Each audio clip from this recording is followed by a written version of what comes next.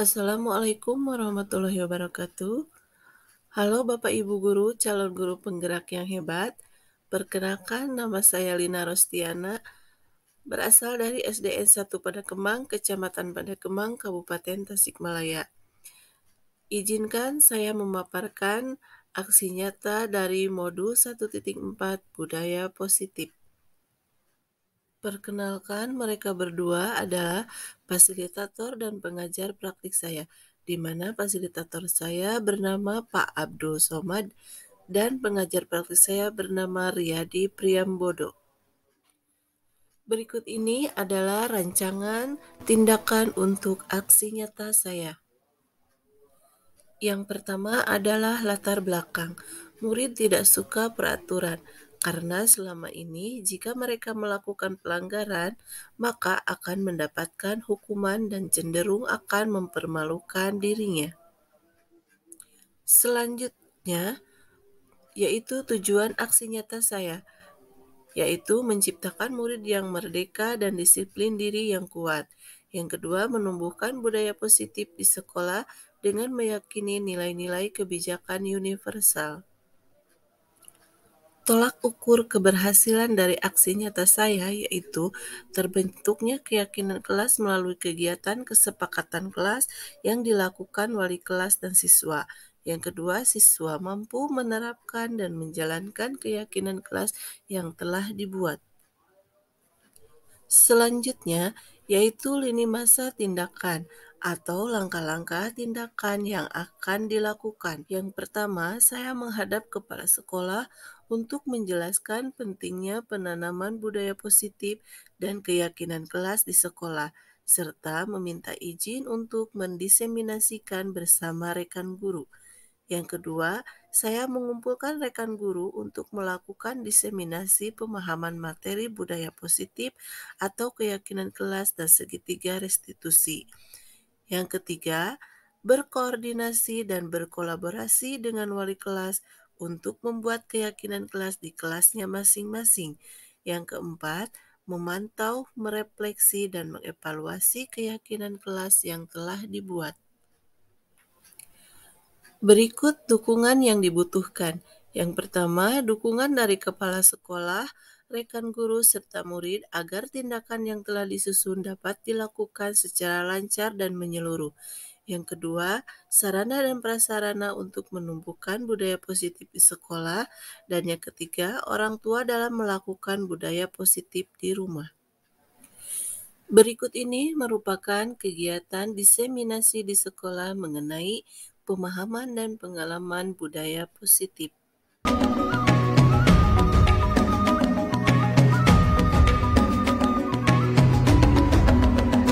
Bangun dan bukalah matamu, saatnya meraih mimpimu.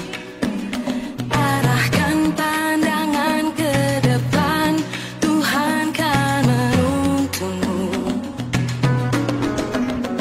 Sadarilah masa berganti, tantangan kan kita hadapi. Bergandeng tangan untuk negeri, era kita menanti berseri. Kita belajar Pancasila, kita bernafas dalam sila-silanya. Kita belajar Pancasila, ayo kita jaga untuk Indonesia. Bersatu dalam perbedaan, berpegang tangan dan berlari. Singkirkan egomu, oh kawan, demi negeri ini. Jadilah generasi emas, cerdas berkarakter itu kita. Berjuang dan harus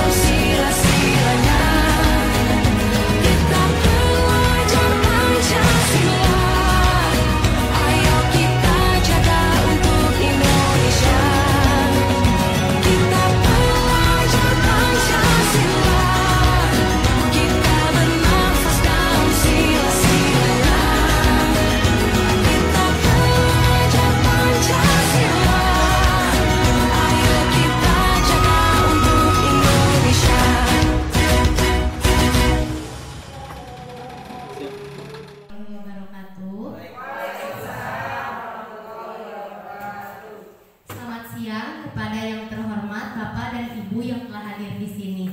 Pertama-tama marilah kita panjatkan puji dan syukur kepada Allah Subhanahu wa taala karena hanya atas limpahan rahmat dan kasih sayangnya kita bisa berkumpul di sini tanpa kekurangan suatu apapun. Pada hari ini saya selaku moderator akan memandu acara diseminasi budaya positif yang akan dilaksanakan di hari yang cerah ini. Bapak dan Ibu yang berbahagia, untuk mempersingkat waktu, saya akan memberikan susunan acaranya. Yang pertama, pembukaan. Yang kedua, sambutan dari kepala sekolah. Yang ketiga, acara inti diseminasi budaya positif yang akan dipaparkan oleh Ibu Lina. Yang keempat, tanya jawab. Dan yang kelima, tutup. Supaya lebih menghemat waktu, marilah kita mengawali acara diseminasi budaya positif hari ini dengan membaca doa bersama-sama. Bismillahirrahmanirrahim. Berdoa selesai. Baiklah, untuk acara selanjutnya sambutan dari Bapak Kepala, yaitu Bapak Toha. Bismillahirrahmanirrahim. Assalamualaikum warahmatullahi wabarakatuh. Alhamdulillah, puji syukur kita panjatkan Allah Subhanahu wa taala, di mana pada siang ini kita bisa berkumpul bersama membahas suatu cerita. Ceritanya ini di kelas kita itu, di sekolah ini ada CGP, ya, di mana dalam pendidikannya itu ada sesuatu yang harus CGP sampaikan pada kita semuanya. Di antaranya yaitu masalah disiplin positif, ya. Jadi nanti Ibu Bapak akan mendengarkan paparan dari Ibu Lina tentang budaya positif itu seperti apa. Mudah-mudahan nanti setelah Bapak Ibu mengetahui arti dari budaya positif ini, Bapak Ibu bisa menerapkannya di kelas atau di sekolah masing-masing. Karena saya lihat di sini ada ya teman kita juga, walaupun bukan dari sini, bisa ikut. Alhamdulillah, terima kasih ya saya ucapkan. Mudah-mudahan Bapak Ibu yang bukan dari sekolah sini nanti akan menerapkannya kepada rekan sejawat di sekolahnya masing-masing. Bapak Ibu, pada prinsipnya budaya positif ini dalam pembelajaran di CGP, ya, nanti mudah-mudahan menjadikan suatu respon pada kita yang belum mengikuti pendidikan di CGP, ya. Sebab di CGP itu ada suatu pembelajaran yang sangat baik, ya, yang nantinya akan kita terapkan pada anak didik kita, pada rekan sejawat, pada masyarakat, termasuk nanti pada kehidupan kita di masyarakat juga, ya. Jadi di sini Bapak Ibu silakan menyimak paparan-paparan atau ilmu-ilmu yang sudah Ibu Lina terima, ya, dalam pendidikan di CGP, ya. Alhamdulillah, sebetulnya Bu, pendidikan CGP itu pertama setelah dilalui, alhamdulillah berjalan dengan lancar. Yang tadinya malas sekarang ada perubahan, jadi semangat.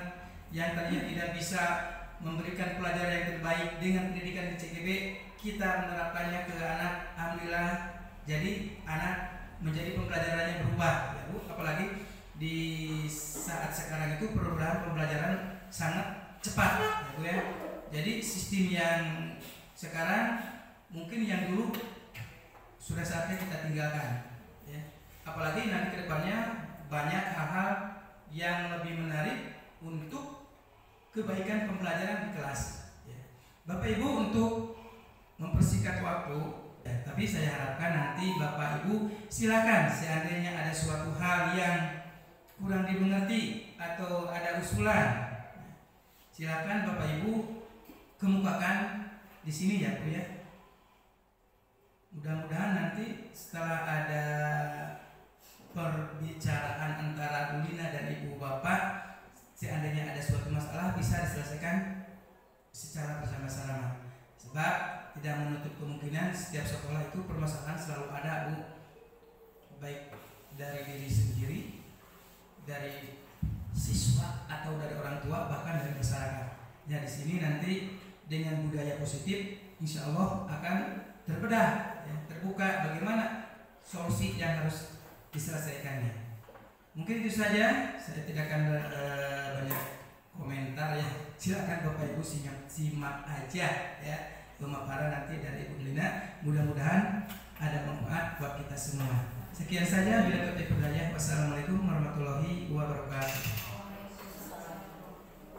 Terima kasih kepada Bapak Kepala. Selanjutnya acara yang ketiga masuk ke acara inti, yaitu diseminasi budaya positif yang akan dipaparkan oleh Ibu Lina. Baiklah, saya akan berikan kepada yang mempunyai acara. Terima kasih untuk moderator atas waktunya. Mohon izin ya Bapak Ibu, saya berdiri aja di depan.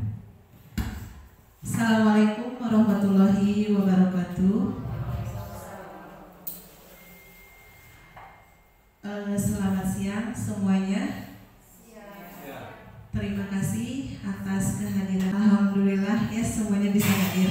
Selamat datang bagi Bapak Ibu guru yang hebat di acara saya, yaitu diseminasi budaya positif. Sebelumnya puji dan syukur kita panjatkan kehadirat Ilahi Robi. Alhamdulillah pada kesempatan siang ini kita diberikan nikmat sehat yang luar biasa ya. Sholawat serta salam tercurah limpahkan pada junjungan kita Habibana wa Nabiyana Muhammad Sallallahu Alaihi Wasallam. Sebelumnya saya mohon maaf Bapak Ibu, di sini saya hanya menjalankan tugas dari pendidikan calon guru penggerak, di mana saya telah menyelesaikan modul yang ke-1, di antaranya yaitu dari modul 1 itu ada 4 ya. Dan untuk yang ke-4 ini ditugaskan untuk disampaikan kepada Bapak Ibu semuanya di sini. Dan mohon maaf juga di sini saya bukan menggurui Bapak Ibu semua, tetapi bagi Bapak Ibu yang sudah mendapatkan ilmu budaya positif ini, barangkali ada yang lebih dulu mendapatkan ilmu ini, nanti kita bisa saling kolaborasi mungkin ya. Untuk hari ini kita akan belajar tentang konsep modul budaya positif, diantaranya perubahan paradigma belajar, yang kedua tentang disiplin positif, yang ketiga motivasi perilaku manusia, yang keempat kebutuhan dasar, yang kelima posisi kontrol restitusi, yang keenam keyakinan kelas, yang ketujuh segitiga restitusi. Ini semua nanti yang akan kita pelajari hari ini. Baiklah Bapak Ibu ya, karena ini waktunya siang hari, sebelum kita lanjut ke pembelajaran, mari kita ice breaking dulu. Cara ice breakingnya kita ke depan semua. Nanti kita lagu balonku ya, lagu balonku. Nanti ada yang tertembak dan yang kena tembak itu jongkok, yang kiri dan kanannya sambil menembak temannya menyebutkan nama teman tersebut. Bagi yang kalah cepat itu berarti yang kalah. Ya siap? Misalkan ini, don, berarti benar jongkok. Nah, yang ini sama ini saling tembak dengan menyebutkan nama teman ini. Tapi masih cepat. Yang kalah berarti silakan duduk ke tempatnya.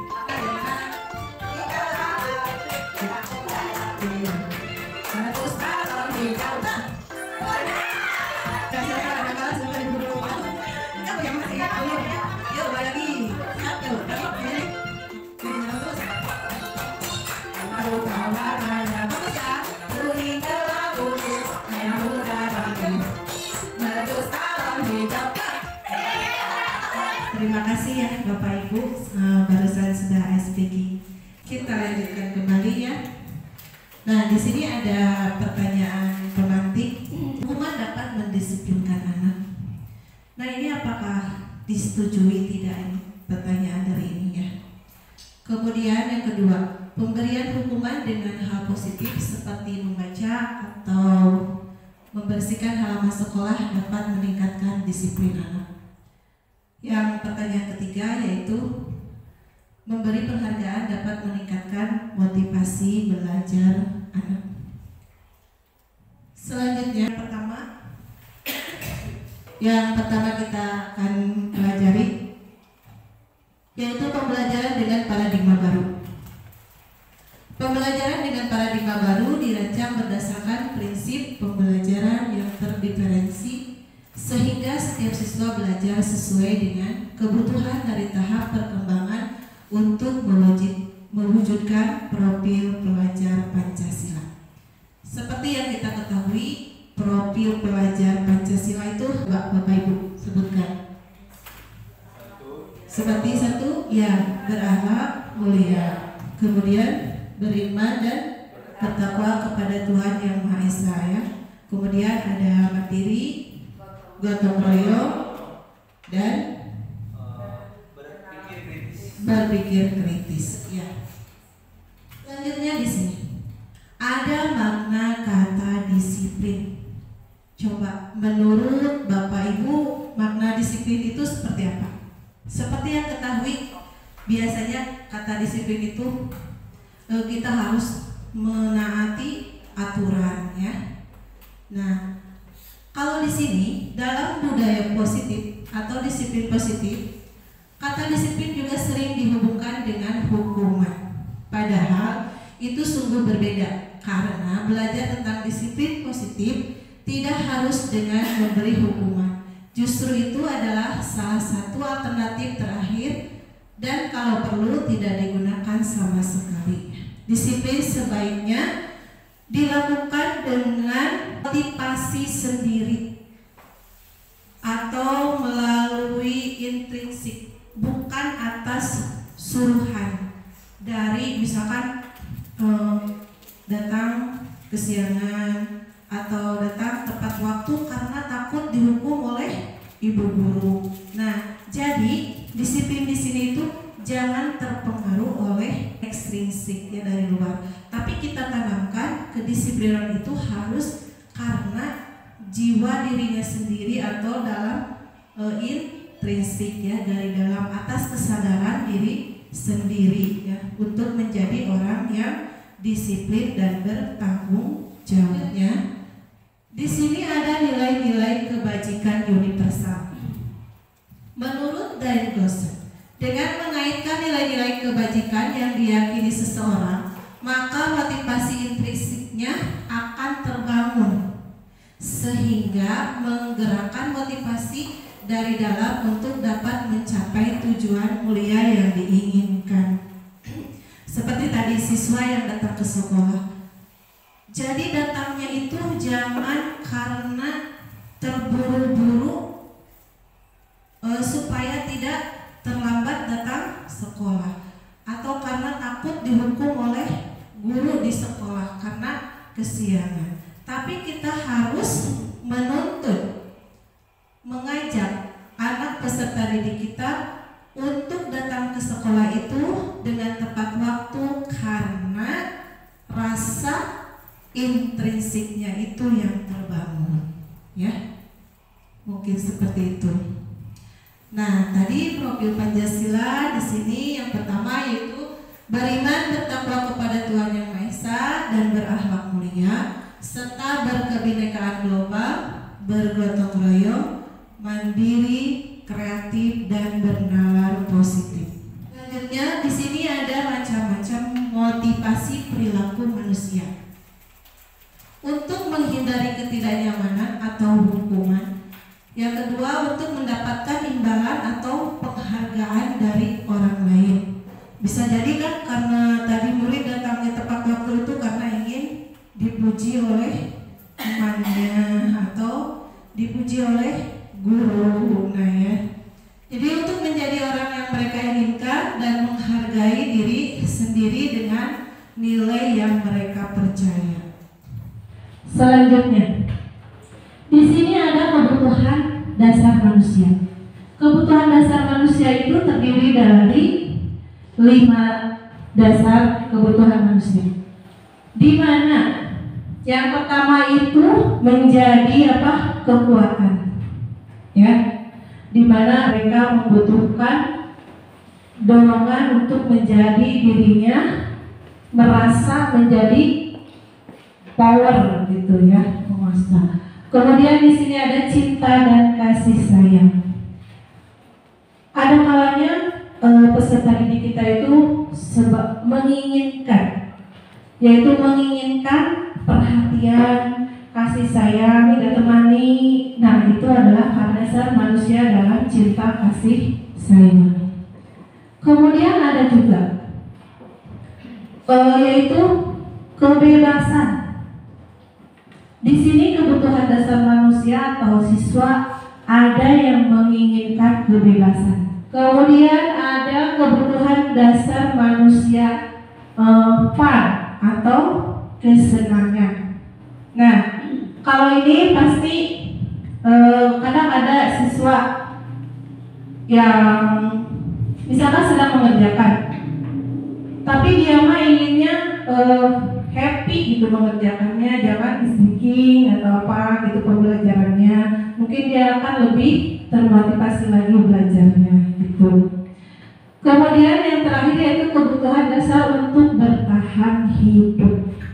Nah, kalau untuk kebutuhan dasar bertahan hidup ini seperti kita butuh sandang, pangan, dan papan, ya.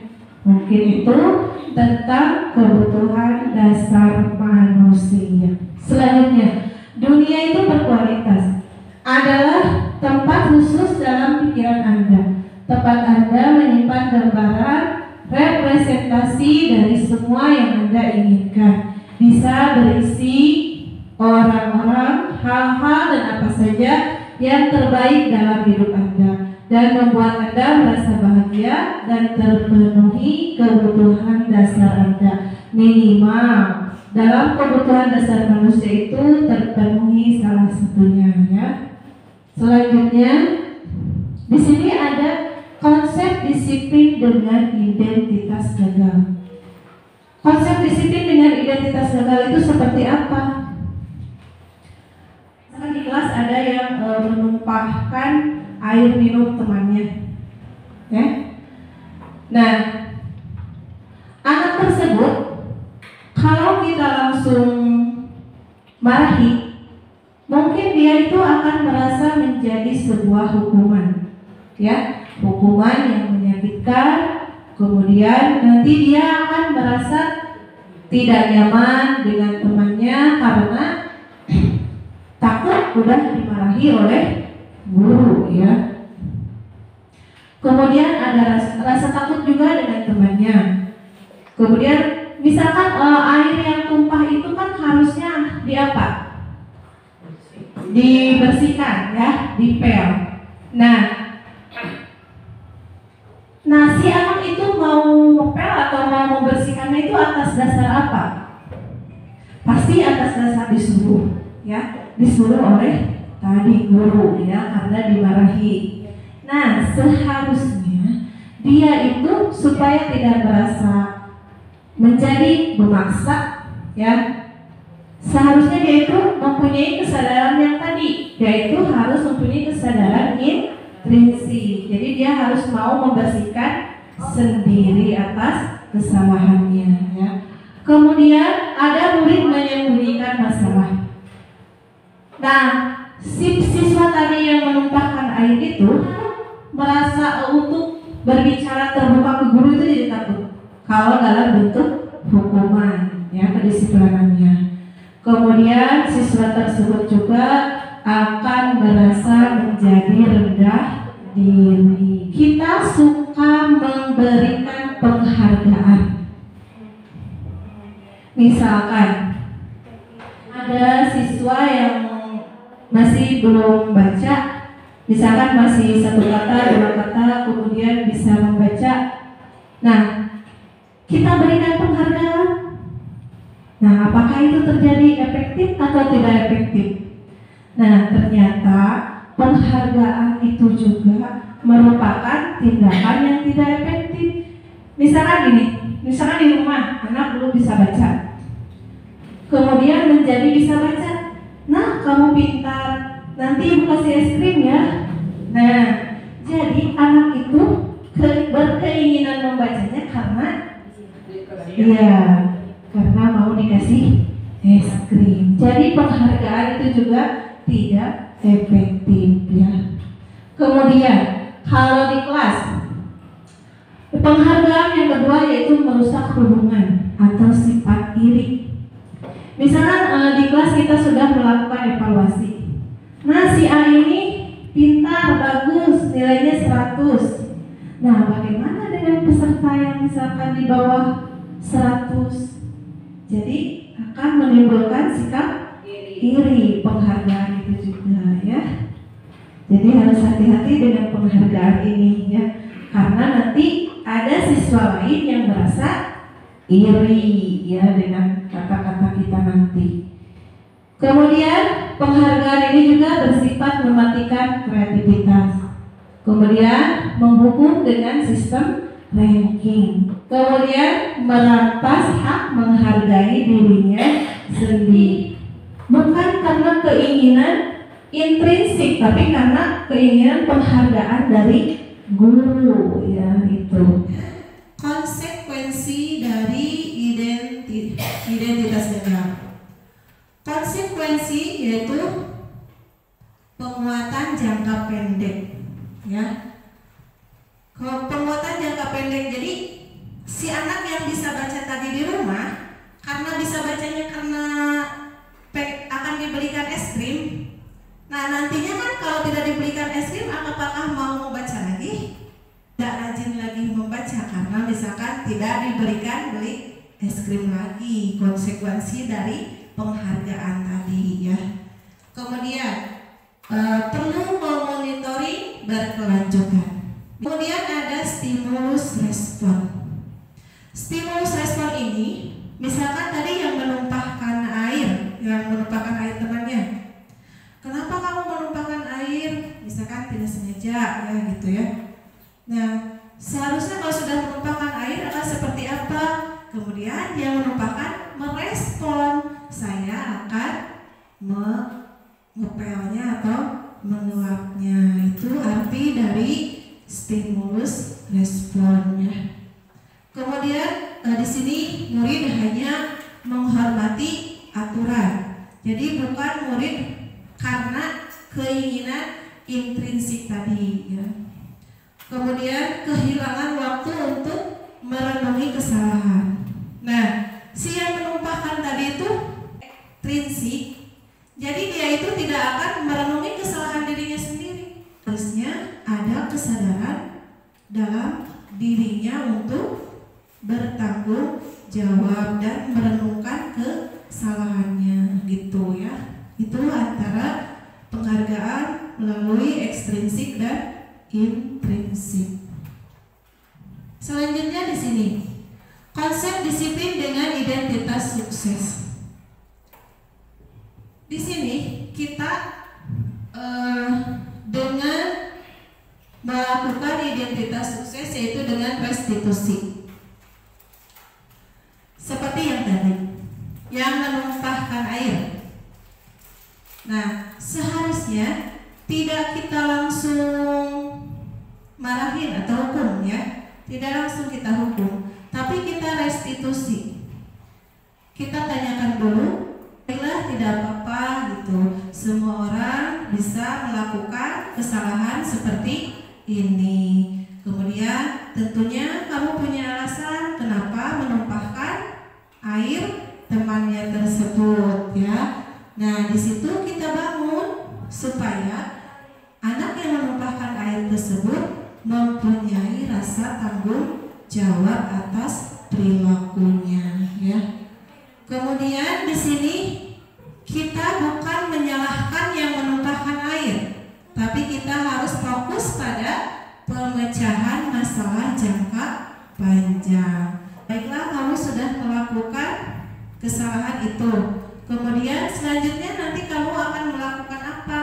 Nah, itu adalah tindakan untuk jangka panjang. Jadi menanyakan kembali, kalau kamu melakukan seperti ini lagi, kamu nanti ke depannya akan apa. Jadi dia akan merasa tanggung jawab dengan kesalahan dirinya sendiri ya. Kemudian kalau secara intrinsik murid akan menghormati dirinya dan orang lain. Kemudian dirinya kan kalau sudah mempunyai kesadaran, maka dia akan menjadi pemegang teori kontrol ya. Teori kontrolnya itu dia akan semakin bisa memanage dirinya dalam mengatasi kesalahannya ya. Kemudian murid akan bersemangat untuk memperbaiki dirinya. Seperti baik Bu, saya akan lebih hati-hati, itu kan tindakan untuk memperbaiki atas kesadaran dirinya sendiri ya. Perbedaan hukuman, konsekuensi, dan restitusi. Coba ya Bapak Ibu kita ingat kembali. Misalkan hari Senin yang terlambat mengikuti upacara bendera. Kita itu memberi hukuman, konsekuensi, atau restitusi. Biasanya kita memberikan hukuman ya kebanyakannya. Nah sekarang kita dengan belajar budaya positif ini sedikit demi sedikit kita perbaiki keadaan di sekolah kita ya. Hukuman itu misalnya guru menghukum siswa tersebut hormat bendera selama 10 menit atau kadang berdiri di depan ya kalau ada upacara. Nah guru marah dan murid menjadi takut, itu namanya hukuman ya. Kalau konsekuensi, guru memberikan konsekuensi untuk misalkan tidak mengerjakan PR. Misalkan memberikan hukuman atau konsekuensi atau restitusi kebiasaan kita nih di sini. Kalau ada murid misalkan tidak mengerjakan PR,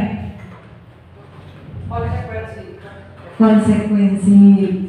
Ada juga yang hukuman tidak mengerjakan PR, silakan berdiri di depan kelas. Nah, konsekuensi itu guru memberikan konsekuensi untuk mengerjakan PR-nya saat istirahat atau dikerjakannya sebanyak 3 kali lipat dan siswa menghormati peraturan. Itu namanya konsekuensi. Tapi di sini ada restitusi yang sekarang kita pelajari. Restitusi. Kalau kita ada di posisi restitusi, yaitu hal yang akan pertama kita lakukan yaitu guru menanyakan keyakinan kelas dirinya dan membantu siswa menyelesaikan masalah. Guru terbuka dan siswa menghormati dirinya dan orang lain seperti tadi ya, restitusi. Nah, di sini ada 5 posisi kontrol restitusi. Di antaranya 5 posisi kontrol restitusi ini adalah kita sebagai guru. Di sini kita termasuk sebagai penghukum atau sebagai pembuat rasa bersalah atau sebagai teman atau sebagai pemantau atau sebagai manajer. Nah, sebelum kita lanjut pada penjelasan ini tentang 5 posisi kontrol restitusi, coba Bapak Ibu bertanya pada hati diri kita sendiri. Kita di sini sudah sebagai menjadi guru apa? Ya, tuangkan dalam kertas post-it ini.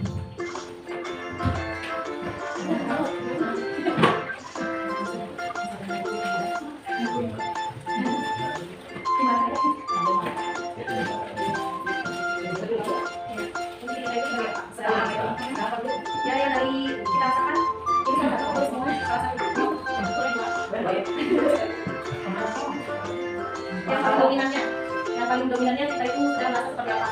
Ya harus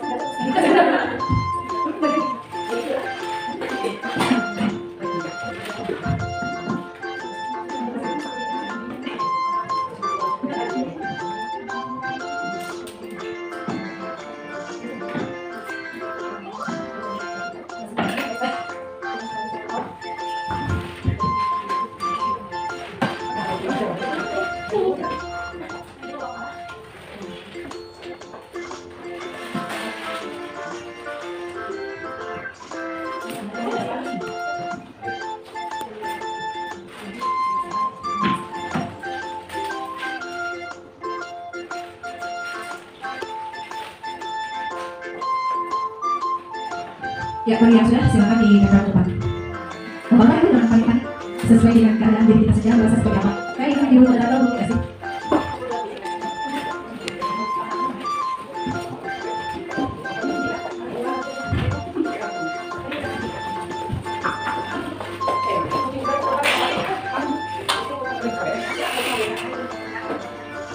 Ya, apa sudah semua?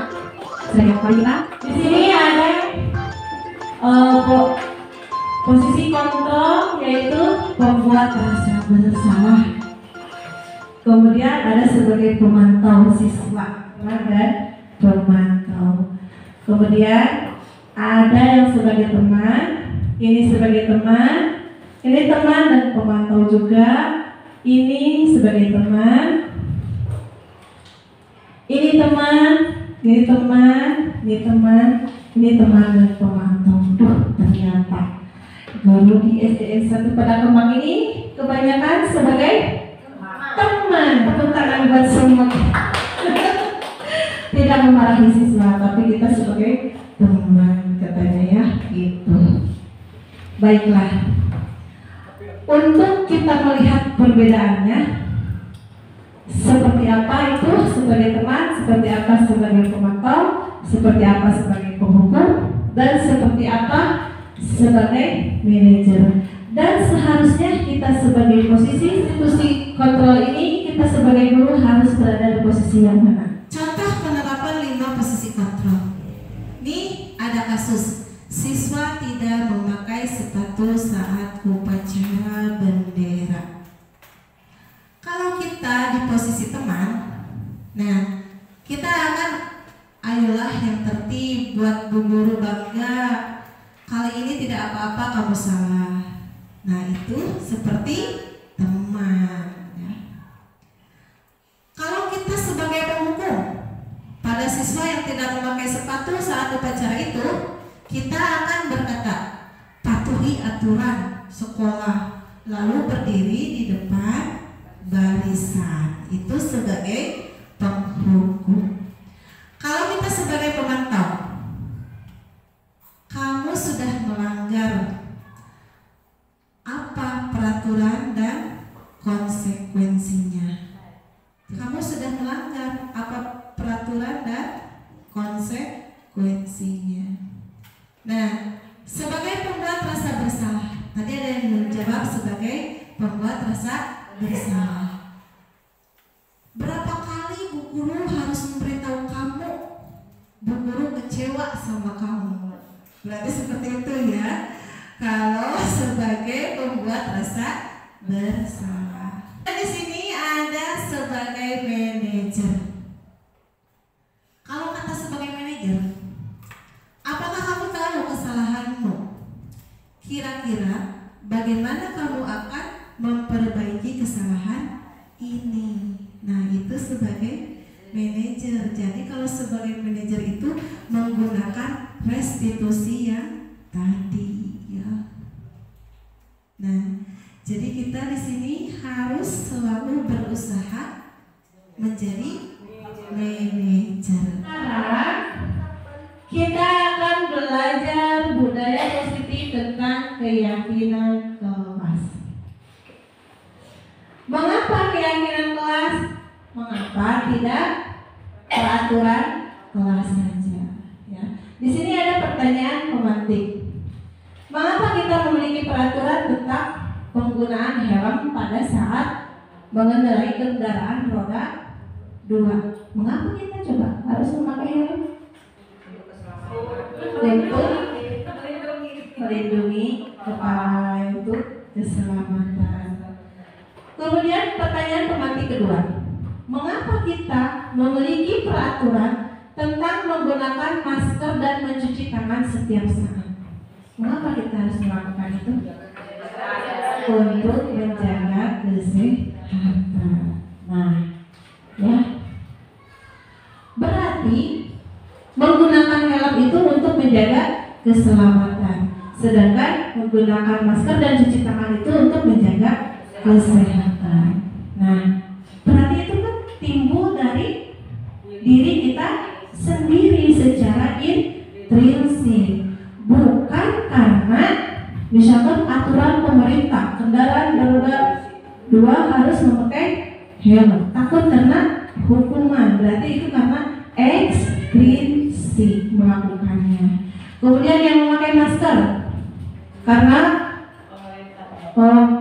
takut dirazia yang tidak memakai masker, misalkan gitu ya, dipulangkan kembali harus membawa masker. Nah, aturan dan keyakinan. Kalau keyakinan itu timbul dari diri kita sendiri secara intrinsik, kalau peraturan itu yaitu dari ekstrinsik dan dari luar. Itu yang perbedaan keyakinan dan peraturan.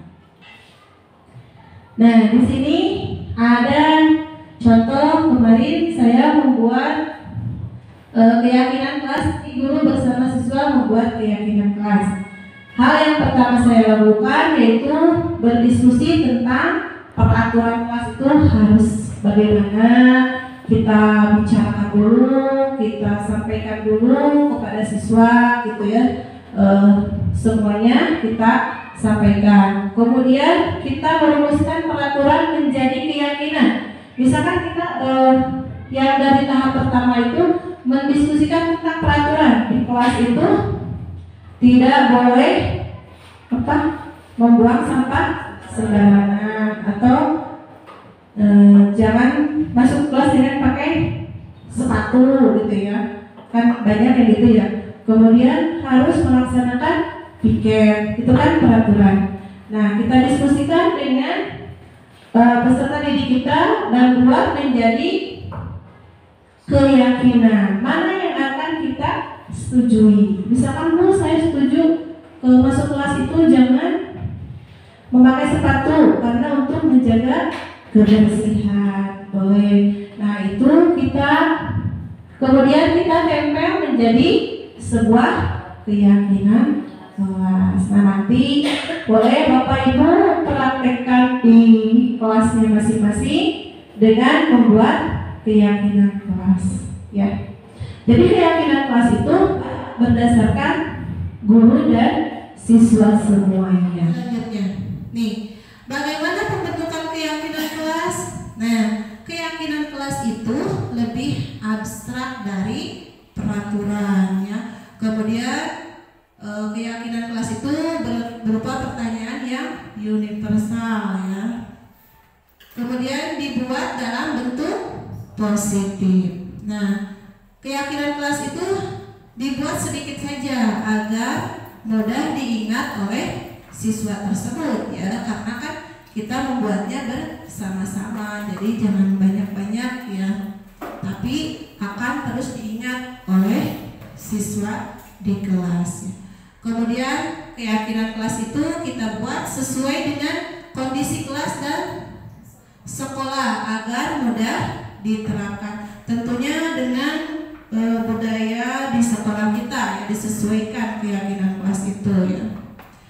Kemudian di sini semua warga kelas atau sekolah dilibatkan untuk membuat keyakinan kelas. Selanjutnya, kembali lagi kita lebih spesifik dalam segitiga restitusi. Sebelum ke segitiga restitusi, mau ada ice breaking lagi? Boleh? Bahwa Neng Citra mau mengeluarkan ice breakingnya, silakan. Atau dari Pak Ilham, Bapak Ibu guru semuanya. Saya memberikan ada pegang, ya. Jadi pegang, coba pegang ibu. Pegang ibu, iya. Kemudian pegang pipi, dagu. Nah, ini tidak konsentrasi sama.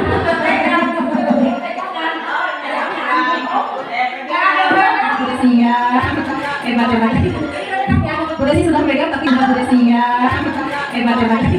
Kamu ingat kata itu besar. Karena nggak ada kata pegang. Nggak fokus udah sih. Sekali lagi. Pegang mulut.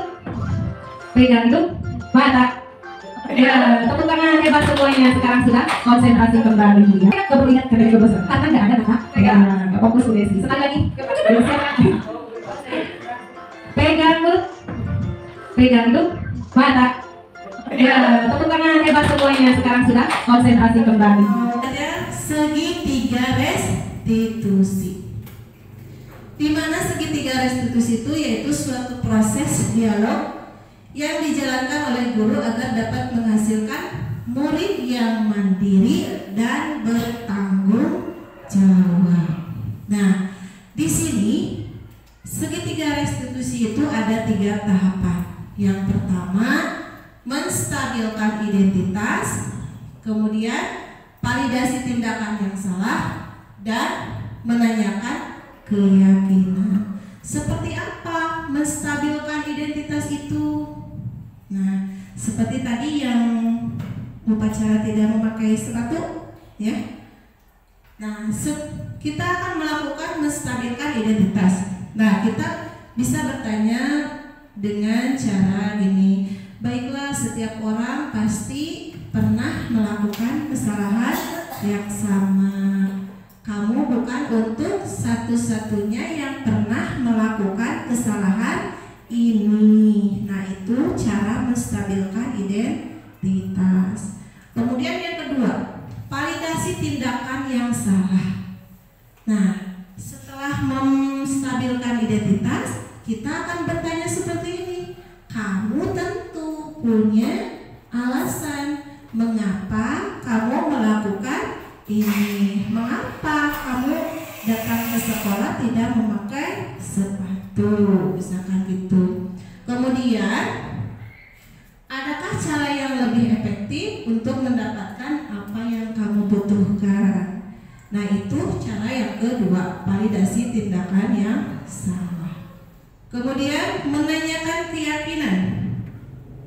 Kita bisa bertindak atau berkata dengan nilai-nilai apa yang telah kita sepakati dari keyakinan kelas tadi. Berarti itu kan sudah melanggar keyakinan kelas, ya, tidak memakai sepatu saat upacara bendera. Nah, kamu ingin menjadi orang seperti apa?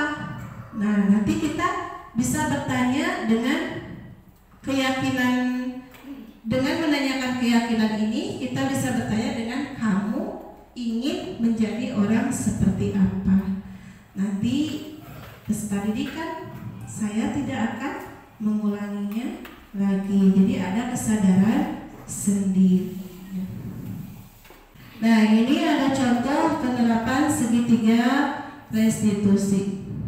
Contohnya, siswa yang tidak memakai sepatu saat melaksanakan upacara bendera.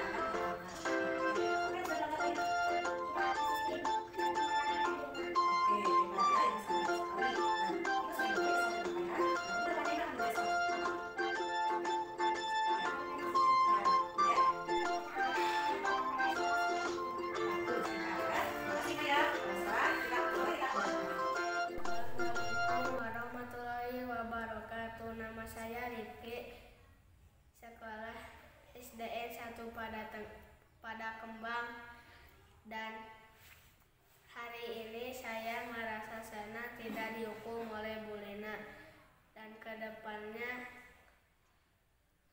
saya akan disiplin dan mandiri memakai sepatu. Assalamualaikum warahmatullahi wabarakatuh. Assalamualaikum warahmatullahi wabarakatuh. Nama saya Ima, murid SDN 1 pada Kemang. Saya senang sekali tidak dihukum oleh Ibu Lina karena tidak mengerjakan PR di rumah.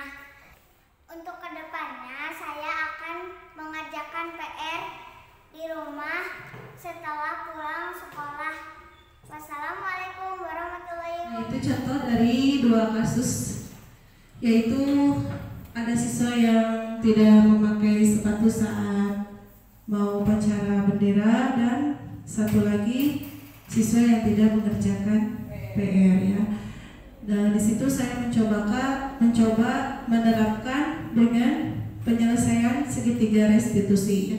Jadi kita gali supaya anak tersebut menjadi ada kesadaran atas intrinsik ya, bukan dengan kesadaran ekstrinsik. Nah, mungkin untuk materi budaya positif sudah saya sampaikan.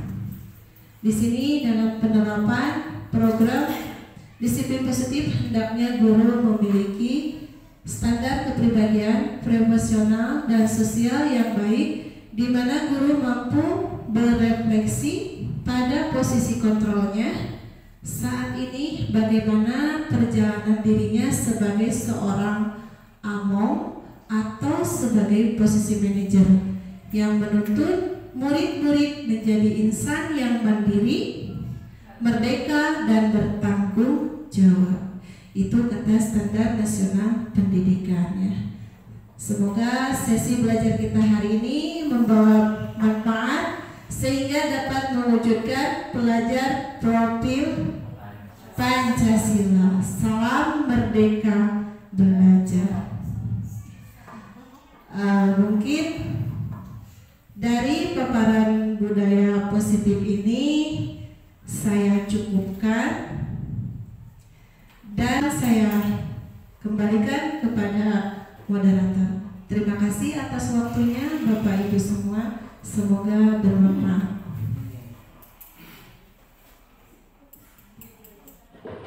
Baik, itu tadi paparan tentang budaya positif dari yang disampaikan oleh Ibu Lina.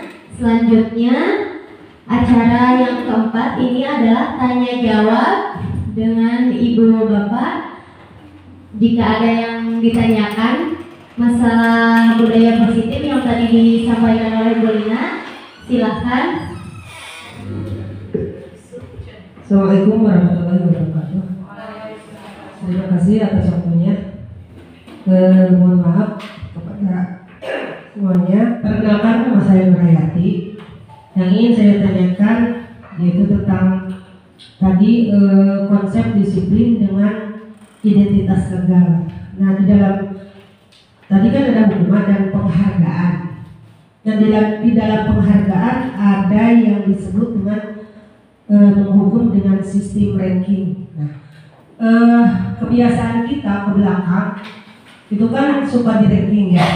Kalau dulu memang dari keseluruhan anak itu suka di ranking. Tapi untuk sekarang paling hanya sampai ranking 10 maksimal. Nah, dikarenakan tadi itu disebut dengan konsep disiplin dengan identitas gagal, bagaimana kedepannya kita untuk memotivasi anak, sementara kalau di ranking itu kan untuk memotivasi anak itu salah satunya. Kemudian yang keduanya, jadi anak yang termasuk ranking tersebut merasa bangga bahwa dia itu di kelasnya, terpintar gitu ya itu. Terus kemudian kita kan suka memberikan reward berupa penghargaan di tahun ajaran, bukan di tahun ajaran, di kenaikan kelas suka ada hadiah atau piala gitu. Nah, untuk kedepannya bagaimana? Kemudian yang kedua, posisi kita guru sebagai manajer. Berarti ayeuna mah abi teu kudu gogorowokan. Ya, abi kan suka gogorowokan kamar budak, "Hei, turun gitu. Mun naik kana tangkal Harrison. Turun, disyarat. Berarti itu tidak boleh, berarti menghukum dia. Nah, untuk di posisi manajer ini berarti abi tidak boleh mengeluarkan suara yang bernada tinggi. Arek rumah lembut itu namanya ulah gogorowokan ya. Tapi kan mau ngelatih suara tarik kemudian ngalaman gitu. Terima kasih atas pertanyaannya, atas waktunya. Bila terima. Wassalamualaikum warahmatullahi wabarakatuh. Ya baiklah, terima kasih atas pertanyaannya kepada Ibu Nur. Sebelum saya menjawab, barangkali ada dari rekan-rekan yang mau menjawab dahulu. Boleh. Maka Bapak Ibu jangan malu-malu. Sama-sama kita belajar, sama-sama kita berkolaborasi ya di sini. Akan saya coba dulu ya. Nanti bisa ditambahkan oleh rekan-rekan yang lainnya. Kalau masalah untuk ranking itu memang benar ya. Sudah sangat membudaya sekali di kita gitu ya. Kalau tidak ada ranking, orang tuanya pun pasti akan bertanya, yuk anak abi ranking ke seberiji nanya. Nah, mungkin nanti di pembelajaran sekarang, yaitu yang kelas 1 dan kelas 4 yang sudah mulai Merdeka Belajar. Nah, nanti di situ juga akan mendapatkan hal yang sama seperti ini ya. Nanti kita akan belajar. Di situ kita terus belajar supaya ranking itu tetap ada, tapi tidak dengan membuat peserta didik lain itu merasa iri dan merasa jatuh harga dirinya gitu. Apalagi siswa sekarang sudah pintar-pintar Bu, tidak perlu kita yang meranking, mereka juga sudah bisa menilai. Nih yang bisa ini si A, si B, si C, sudah tahu anak-anak sekarang. Jadi sudah bisa membedakan. Nah itu sebenarnya sudah masuk pada tahap penyelesaian secara restitusi. Jadi ada kesadaran dari setiap siswa. Nanti juga bisa membedakan. Kita mah berarti ya pantas, belum masuk ranking, misalkan gitu. Jadi sudah ada kesadaran secara intrinsik. Jadi tugas kita harus tapi permasalahan ini dengan restitusi tadi ya. Mungkin itu menurut saya ya Bu. Kemudian yang kedua, pertanyaan kedua yaitu tadi apa? Kita harus bisa memposisikan kita sebagai manajer. Ini kita sama-sama belajar kembali bagaimana cara kita menyikapi permasalahan tersebut, mencari solusi dengan restitusi. Mungkin seperti itu kalau menurut saya. Silakan bagi rekan-rekan ada yang mau menambahkan? Boleh. Kami mungkin dari rekan dulu akan bukan memberikan masukan, tapi ini hanya sedikit saja yang jadi pertanyaannya tentang budaya positif. Nah, dimensinya budaya positif itu kan artinya keterbukaan yang di dalamnya ada semacam kearifan lokal terhadap lingkungan kita. Bisakah kita membedakan budaya positif yang ada di lingkungan ini, contoh di pedesaan, dengan lingkungan budaya yang ada di kota. Tentu seperti tadi rekan saya, Nur, bagaimana seseorang supaya si anaknya itu patuh. Dia itu kan melanggar aturan, lalu ditindak oleh guru. Nah, ini kejadian di sini. Tindakan guru yang tadinya ingin supaya anak didiknya itu patuh. Nah, ternyata si anak bicara sama orang tua bahwa si Pak itu gini. Lalu orang tuanya mengadu. Mungkin kata orang tuanya budaya positif yang dijalankan di sekolah ini gagal. Karena mungkin orang tuanya tidak terima.